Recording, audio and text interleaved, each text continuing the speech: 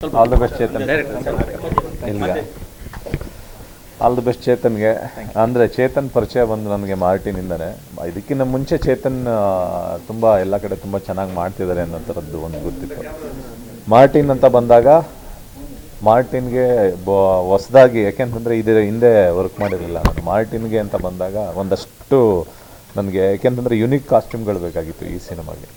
ಹಾಗಾಗಿ ಒಂದಷ್ಟು ಇದನ್ನು ಕೊಟ್ಟಾಗ ಒಂದು 2 ಡೇಸ್ಗೆ ಒಂದು 10 ಕಾಸ್ಟ್ಯೂಮ್ ನಾವು ಮಾಡ್ಕೊಂಡು ತೊಗೊಂಬಂದರು. ಅಂದರೆ ಚೇತನನ್ನು ನಂಬ್ಕೊಂಡು ನಾಳಿದ್ದು ಯಾವುದೋ ಒಂದು ಏನೋ ಸಾಂಗ್ ಇದೆ, ಯಾವುದೋ ಸೀನ್ ಇದೆ ಅಂತ ಅಂದ್ಕೊಂಡ್ರೆ ಧೈರ್ಯವಾಗಿ ಅದನ್ನು ಇಟ್ಕೋಬೋದು. ಯಾಕೆ ಅಂತಂತಂದರೆ ಒಂದು ನೈಟಲ್ಲಿ ಏನು ಬೇಕಂದ್ರೂ ಮಾಡಿಕೊಡೋ ಅಂಥ ಒಬ್ಬ ಕಾಸ್ಟ್ಯೂಮ್ ಡಿಸೈನರ್ ಅಂತ ಹೇಳ್ಬೋದು.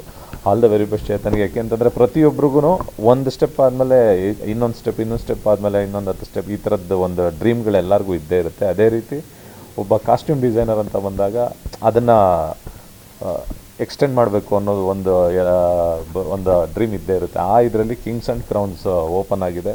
ಅಂದರೆ ಸಿನಿಮಾನ ಬಿಟ್ಟು ಇನ್ನೂ ಒಂದಷ್ಟು ಜನಕ್ಕೆ ತಮ್ಮ ಸೇವೆನ ಮುಂದುವರಿಸಬೇಕು ಅನ್ನೋ ಆಸೆಯಲ್ಲಿ ಇದನ್ನು ಓಪನ್ ಮಾಡಿದ್ದಾರೆ. All the very best Chetan.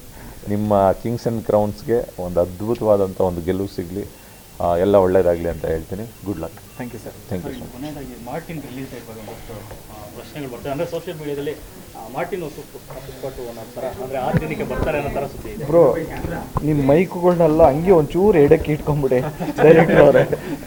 Director ಅವರೇ ಹೇಳಿ. ಯಾಕ್ರೋ ಯಾವಾಗಲೂ ನಮ್ಮನ್ನ ಕೇಳಿ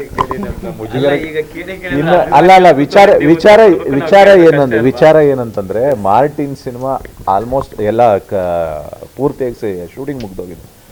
ಮತ್ತೆ ರೀರೆಕಾರ್ಡಿಂಗ್ ನಡೀತಾ ಇದೆ, CG ವರ್ಕ್ಸ್ ನಡೀತಾ ಇದೆ. ಈ ಸಿನಿಮಾ ಲೇಟ್ ಆಗ್ತಾ ಇದೆ ಅಂತಂತಂದರೆ ಅದಕ್ಕೆ CG ವರ್ಕ್ಸ್ದು ತುಂಬ ಕೆಲಸಗಳು ನಮ್ಮಲ್ಲಿ ಹತ್ತತ್ರ 1.25-2 ಗಂಟೆ ಟೈಮ್ CG ವರ್ಕ್ಸ್ ಇದೆ. ಅದು ಬರ್ದೇ ನಮಗೆ ಗೊತ್ತಾಗಲ್ಲ ಯಾವ ಡೇಟ್ಸು ಏನು ಅಂತನ್ನೋದು. ಅದನ್ನೆಲ್ಲ ನೋಡಿಕೊಂಡು ಅತಿ ಶೀಘ್ರದಲ್ಲಿ ಈ ಮಂತಲ್ಲಿ, ಯಾಕೆಂತಂದ್ರೆ ಈಗ ನಾವು ತಿರ್ಗೇನೋ ಅನೌನ್ಸ್ ಮಾಡ್ತೀವಿ, ತಿರ್ಗೇನೋ CG ವರ್ಕ್ಸ್ ಎಲ್ಲ ಪರ್ಫೆಕ್ಷನಾಗಿ ಬರಬೇಕಲ್ಲ ನಮಗೆ. ಆ ಒಂದು ಉದ್ದೇಶದಿಂದ ಪ್ರೊಡ್ಯೂಸರು ನಾವು ಎಲ್ಲ ಕೂತು ಡಿಸೈಡ್ ಮಾಡಿ ಒಂದು ಡೇಟನ್ನು ಖಂಡಿತವಾಗ್ಲೂ ಆದಷ್ಟು ಬೇಗ ತಿಳಿಸ್ತೀವಿ. ಯಾಕೆಂತಂದರೆ ಜನಗಳಿಗೋಸ್ಕರನೇ ಸಿನಿಮಾ ಮಾಡಿರೋದು. ಬಂದೇ ಬರ್ತೀವಿ, ಒಂದಿನ ತೋರಿಸ್ತೀವಿ. ಅದು ಈ ವರ್ಷದಲ್ಲೇ ಇರುತ್ತೆ. Thank you so much.